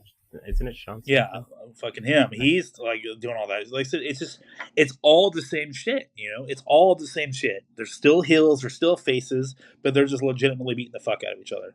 Yeah. Connor, They cut Connor's promos and the everything. Yeah. Yeah, and then he comes back and he's a fucking babyface again, and then he turns on the people and he's a heel again. It's the same old shit, dude. No matter what, Brock went over there and literally said like, yeah, I'm a dick. This is who I am, but I came from wrestling. Wrestling is so much integrated into so many things, dude. Without wrestling, like, would there really be like a reality show out there? Would all this shit be a thing? You know what I mean? I don't that's think a good pro question. wrestling ever gets the credit, dude, that it deserves, because it lacks it. It majorly lacks it with how much pro wrestling has changed things. No, and I would even say that pro wrestling helped ushered in like the reality TV era, like especially with like the Monday Night Nitro or with the Monday Night Wars. Like they wanted to be able to have these realistic situations where it's like you're like, what is this real? Like, because it was at a point where like people knew what kayfabe was, but they wanted to like reintroduce it and like bring it to a new like level. And I remember just shortly after that, that's when you started having things like that might have been around the same time, but like Survivor and Big Brother and like all these like reality TV shows, but it's still the same thing. Like these reality TV shows aren't, they're worked. Yeah, it's all it is. Like if you're going there, and people can like argue like, oh no, those are game shows. Okay, game shows have been around for just as long as wrestling has, but they were traditional things. You had your Wheel of Fortunes, your Jeopardies, and things before that, where they're not going and like going to the back and seeing their reaction to them losing the fucking money. You know what I mean? Like they're not going to like, oh, let's cut to Jan, who just lost out on $50,000 because she hit bankrupt, and she's back there shitting on Liam because Liam won the fucking money. They're nothing like that. But in wrestling, you would have like tag team partners like pissed off at each other, and then they just fucking walk out, and the guy would be like, and then like, oh wait a minute, what does that mean? Yeah, dude. I think it really like touches in something like with like intrinsic with us as humans, like we just going back to like Roman times, like you had like the battles and stuff, like you had like traditional Greco-Roman wrestling, and then like storytelling, and then like the combination of that, I feel like that's just a very like human experience. You know what I mean? That's something that is very it transcends cultures. It transcends like walks of life. It's something that can touch everyone. Yeah, I think it's fair. I know people are like, oh, wrestling's that bullshit, that fake shit. It's like wrestling is very more. How can I word this? Wrestling's a lot more real than people give it credit for. Yeah, it fucking hurts, dude. It hurts very bad. Like, there's never been a day in the 14 years I've been doing this where I wake up the next day, I'm like, man, I feel better than I did yesterday. No, never. Like, I still have scratches, and fucking my forehead's still a little scratched up from last weekend, and like getting bopped with the goddamn kendo stick, and like I went through a door and like twice, shit. and like I still have scratches all over my back and things like that, and like I didn't paint those fucking on. Those aren't CGI. That's literally like my body went through trauma and this is how it responded. Yeah. So it's like for people to like, oh, that's fucking that fake WWE. This is what annoys me too. They never get it right. It's not WWF anymore, and that's the first thing they say. Oh, that fake WWF shit. Okay, it's not Yeah. WWF anymore. Like you're not that much of a fucking clueless baboon that you can't look on the fucking internet to see the name's been changed for 20 fucking 2 years. Like, come Yeah. on.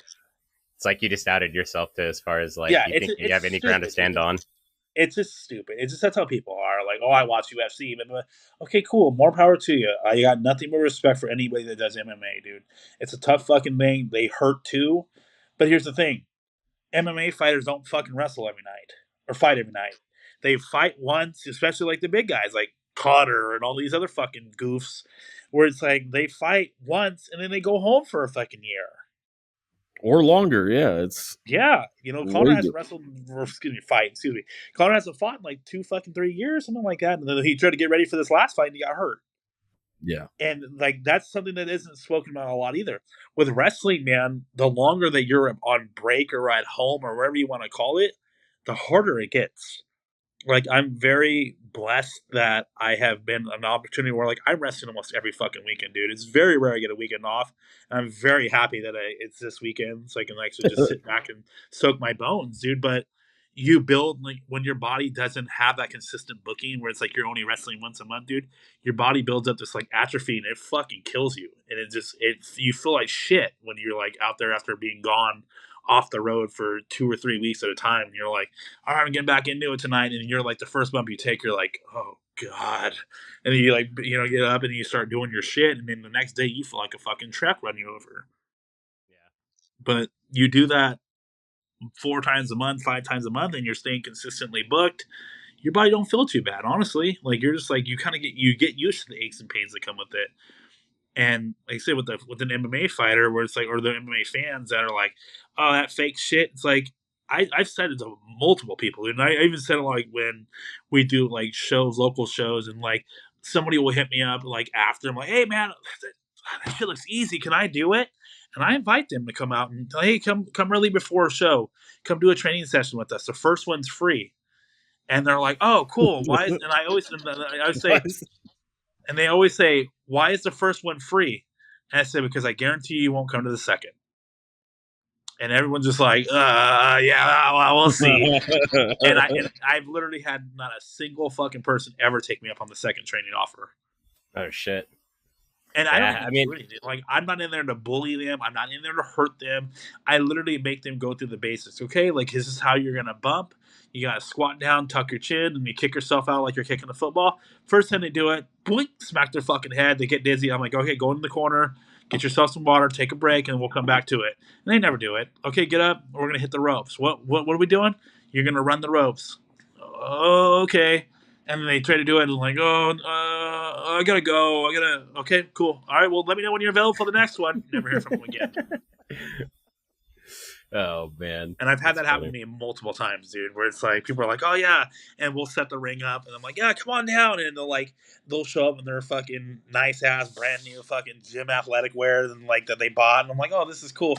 I'm in some ratty ass t-shirt that's fucking peeling like this one, and like some old fucking shorts that I've had longer than my children have been alive, and these fucking guys are like, oh, let me see what we got, and then they get in there and they die.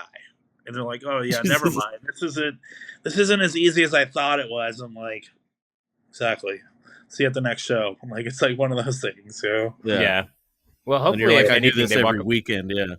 yeah, It's no, like it hopefully they sucks, walk dude. away with some appreciation for like what you guys do. Like at least like Most people do, dude. Most people do because it's not fun. It's not easy. And you can ask like like if I'm sure Freeman will come back on these things one of these days. You can ask him. Like he's done shoot fighting, he's done MMA, he's done boxing, he's done kickboxing, and then he's obviously doing wrestling with us too. He can tell you firsthand, like it fucking sucks and it doesn't feel good. yeah, And it's like, and it's down. It's times 100, especially when you're getting older. Like he's a little older guy, but again, he's been doing fighting and combat sports for 20 fucking years, dude. And it's just like it only gets worse. But like you said, the people that are always like, oh, this is easy, this is whatever. I invite you to come to a show. Come early. I'll get in there and I'll roll around with you and let you do a couple things, and then I guarantee you'll never do it again because People were like, "Oh fuck, this is actually a lot harder than I thought." Wait, the ring doesn't have a spring in the middle. There's Wait, no cushion on it. yeah, wait. There's the pads are only this thick. Like, yeah, like they It's have very no fucking minimal. clue, dude. They have no clue, and like, and that's my favorite thing to do, is to show them like, yeah, this actually hurts quite a fucking bit. I want to go back. I had a question here. I want to Yeah, ask you. sure. Um, what's been like your favorite? How, uh, the best opponent that like you've wrestled. Like, who have you had the best match with? Oh man, god damn. The guy out of Fresno, his name's Harshal Smith. Him and I've had a lot of wars. The other guy out of Fresno, truly terrific. He's same thing. And I hate to fucking say it because I hate these fucking goons with a passion. But the matches with 209, man, they've every time that we've done them, like people talk about them, and they're always like high marquee matches where people are like, oh shit. And you probably won't see that at TWF because obviously we're both heels over there. So I don't know if you'll ever see that on that direction. But, Yeah. down in CWA, we've been feuding for damn near a year and we just wrapped it up, So they're great to work with. They're pieces of shit, but they're great to work with overall. They Michael Shaw, I'll say completely out of character here. He's so fucking underrated, dude. He's so fucking underrated. He's such a good in-ring technician. He's very much of an old school mindset like me, where like he likes to keep it simple, but also tell a story with what's going on. That is so lost in today's art, man. And he's so good at it. He's so good at doing things and like just the simplest things, especially like with selling and things like that. Freeman's a fucking unhinged fucking baboon, but he's so like interactive. Like, dude, like I'm sure that you guys have seen like when he posts his clips, and I obviously I see the demographics and things like that because I posted on my socials on my CWA page. He's like the highest view person every time I post a promo because he's so fucking nuts that like Yeah. when Yeah, it I is. post a promo saying, "Oh, Matt Freeman cut a promo," like blah blah blah, he gets triple the numbers of anybody. Yeah. He's charismatic with the character. Yeah, It's great. he clears 1,000+ views every time he does a promo. I don't know about on his personal pages. I don't know his numbers, but anytime I post anything on the CWA side, he clears 1,000 every time. And it's just like holy shit, man. Because it's like it's usually like mostly incoherent nonsense and a lot of drooling and spitting, but it's so engaging and hilarious. And it's like this fucking guy, man. Like he's got magic to what he does. You Yeah, know, there was a at that Stockton Slugfest. There was a cool bit that me and Liam laughed at. It was when Michael Shawn. Who did he wrestle at that? Landon Ramos. Brandon. Landon. Yeah, Yeah, uh, where he had to get out of the ring and like he took a break. He's like then he like stretched. He's getting counted out, and then he's like, oh, they pulled my hair. Like I lost it. It was fucking hilarious. Just yeah. Seems like he's bald. yeah. Yeah, Yeah, it's so funny. yeah. So say it's they all have a very good blend between all of them of character, skills, wrestling, promos, all of like it's a perfect mesh of all of them.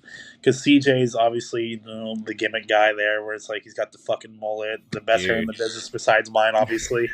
Uh, and Right. yeah, and it's just he's come along so much in the last few years in the ring. Obviously, it's not down here in TWA, but in CWA, Assassino is with the 209 click. Um, and he's goddamn. I tell him all the time privately, like that he is coming to his own so much over the last year, dude. Like again, I've been using him for quite a while. He's one of my champions, actually. He's the Open Challenge champion, and he's just progressed so much in the ring, dude. He's getting better with everything that he does. He had a hell of a fucking match in Avery, which I think's somewhere out there on YouTube, and he's getting better again. Uh, I said Michael Shawn. I talked enough about Freeman.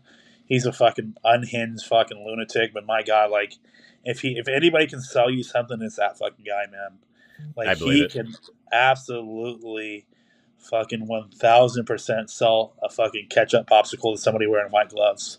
Like Yes. he is like I'm telling you, like is such a. I've never met anybody so unorthodox in terms of wrestling that is so controversial. But he again, people come to watch him. You know, and you have like Swole and Noah. Again, they're both really good. They're both coming to their own. Swole's been only been around for a couple years. Noah's still fresh. They're all like I said, all of them make up a really, really strong group.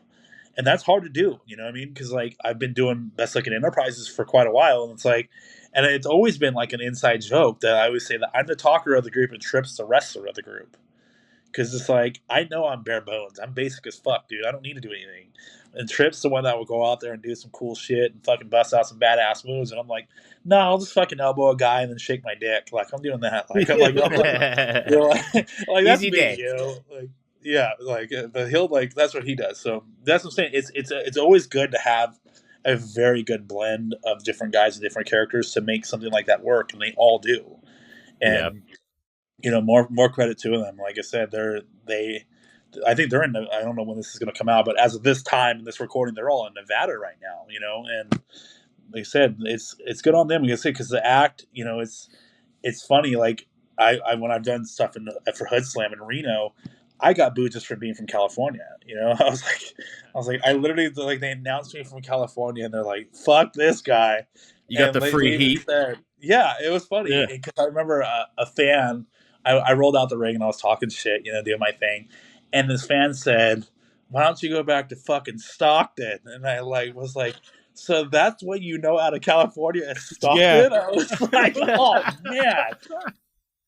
And I just remember like looking at them and I looked back at her. I said, Lady, I said Stockton is less of a shithole than Reno. And I rolled right back in the ring and I was like, really?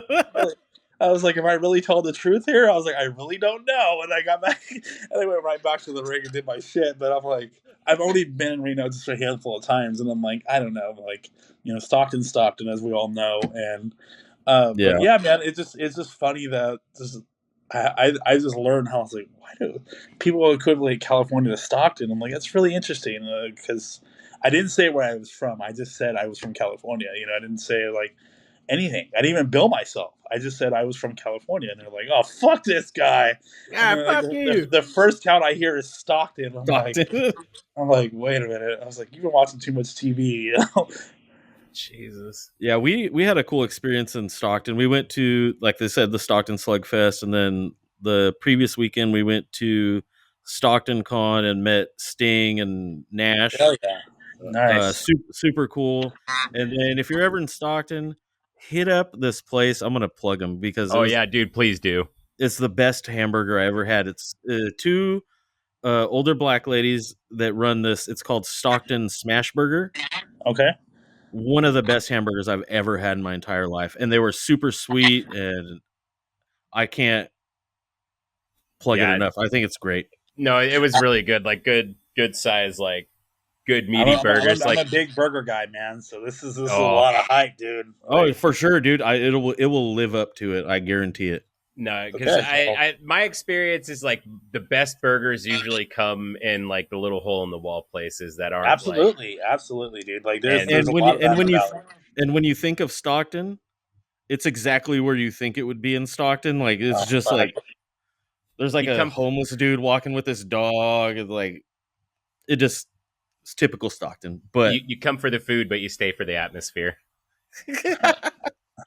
So I'll make sure to double lock my doors and make sure that like my tires are on when I come 100%, back. yeah, for sure, Okay.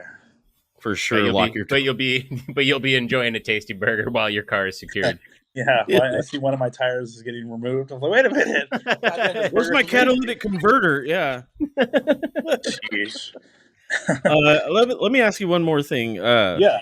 You said you've been in the business for a long time. Like, do you have like what's the funniest story like from the road, like, Oh, just in your travels? God damn. I mean, like, I've had a lot of funny ones, dude. Like, I think one that like just sticks out in my head is I went to go do a booking at TWF. This was when I lived in Fresno because I lived in Fresno for a long time. Again, that's where I grew up, and I moved away to more of the Modesto side of things. in 2015. But I went to go do a booking. I want to say it was about 2013 or so. My car broke down, so I was borrowing my now sister-in-law's car. It was just like a little jalopy, you know, it was just getting me by, it's getting me around, no big deal.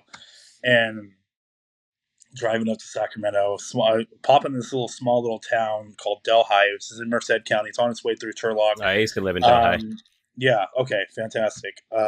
So car starts overheating. I'm like, shit, you know. I'm like, oh, fuck, how the fuck am I gonna make it to this event? Blah blah blah blah. And I always try to arrive early. You know, there's call times and things like that. And I was like, fuck, man. I was like, so the car starts overheating.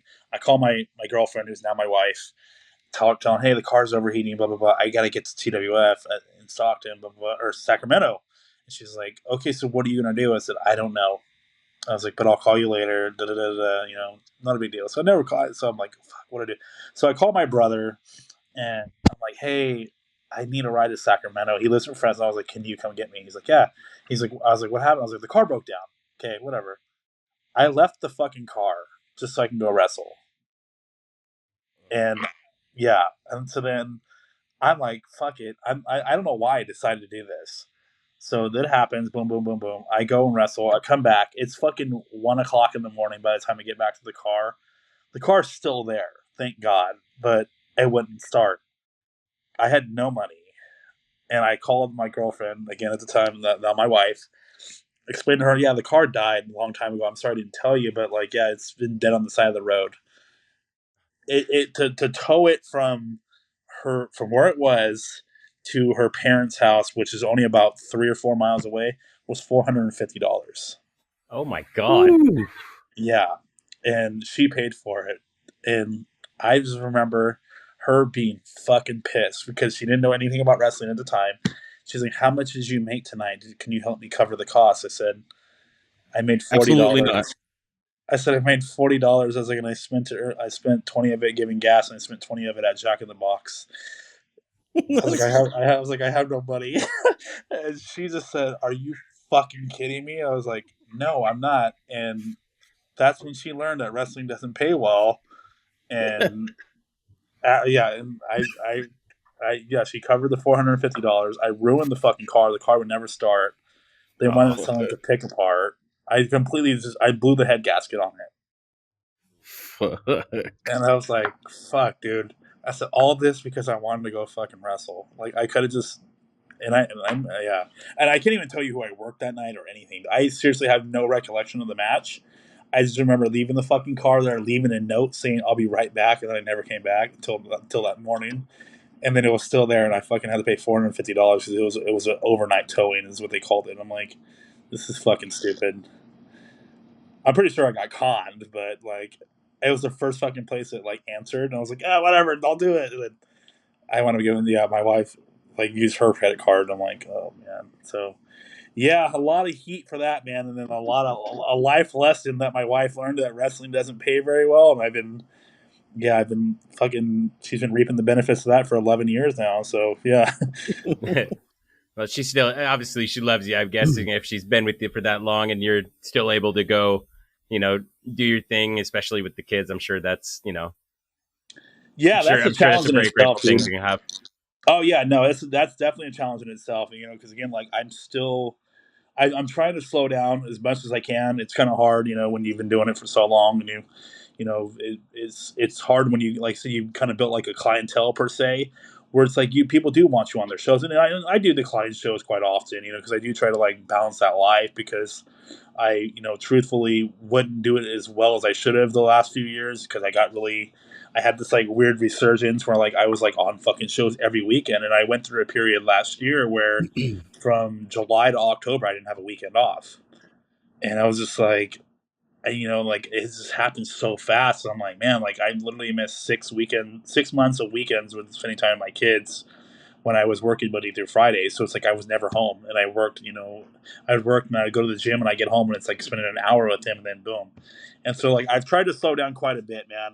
And now I'm like, okay, like I really got to slow down because, like I said, time hit comes at you fucking fast, dude. And like now, like I said, I have an off weekend. Like it all worked out that we can actually get this done. I know we've been talking about it for a minute here, Yeah. but yeah, I'm back on the road next weekend for East Bay, and then the weekend after that SummerSlam. So it's really pointless to go wrestle anywhere. So it's like, why would like I know there are places running, but they're not going to make any money. They're not going to draw anybody. So I'm okay. I'll give my body a little rest there. Then after that, it's TWF the Colonial, and then I have East Bay the weekend after that. So it's like I have like a continuous schedule pretty much all the way through the end of the year when I'm like, all right, I can just chill and just enjoy it. But yeah, an off weekend for me is very much one of the things I'm like, before I would hate it, man. I'm like, God, I want to fucking wrestle. I'm going to go somewhere. And then now I'm like, I'm good. I'm cool Yeah, sitting at hella the fucking appreciating house, it. putting my feet up, watching TV and just chilling. Hell yeah. Well, no, I'm glad I'm glad you're able to balance that out and have a family that supports you doing that lifestyle because that like it's hard. Like just like and I'm not even living it or a part of it, but like you guys, you being gone all the time and still stuff has to be done at home and like a lot of sacrifices are made on both parties.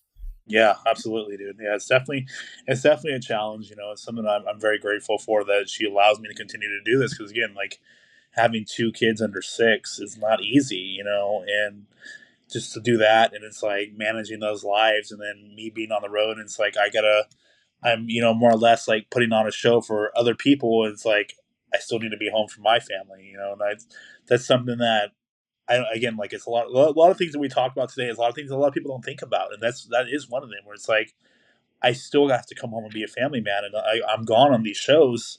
I'm gone pretty much all day. So it's like I will get up with them, have a little bit of breakfast with them, and talk to them for a few minutes. And it's like, okay, I got to get on the road because I got to drive an hour to Sacramento, an hour and a half to Sacramento.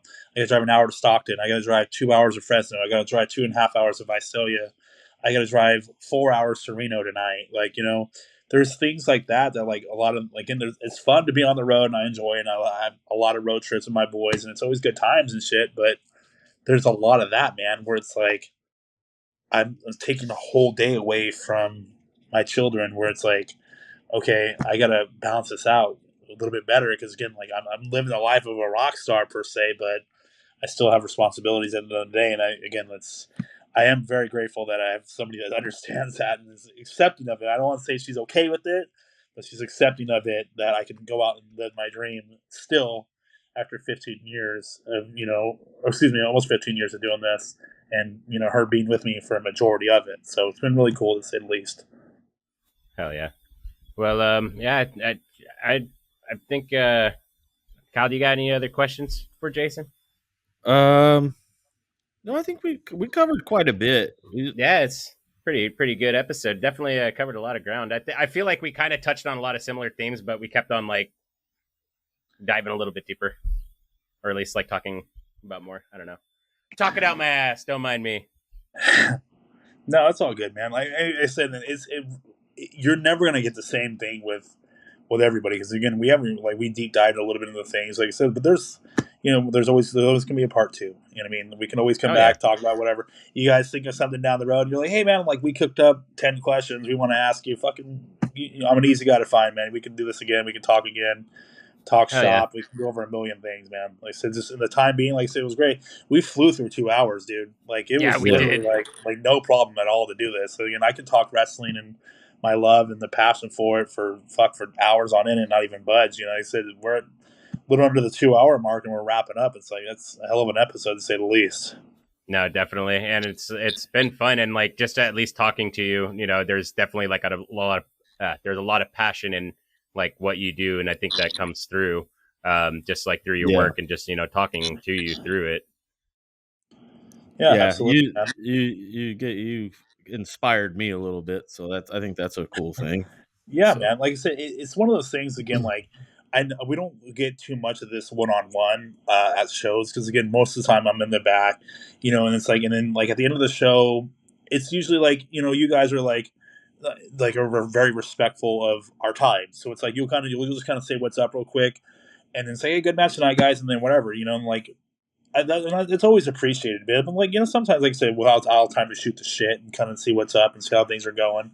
between teardown or whatever else. But it's hard to really like get down and do like a one-on-one with somebody unless you have a platform like this. So I'm always grateful to come on shows and do things like that to kind of talk about my career and what I enjoy about it and the whole aspects of pro wrestling, because you don't get this at shows. I know it's very intimate to do indie shows, but you don't really get that opportunity to sit down with somebody for 2 hours, just kind of like talk about wrestling, what you like, what you don't like, what you think about this, that, or the other. So it's really fun, and I do appreciate the time, guys. Yeah, man, appreciate your time. I know you're a very busy man.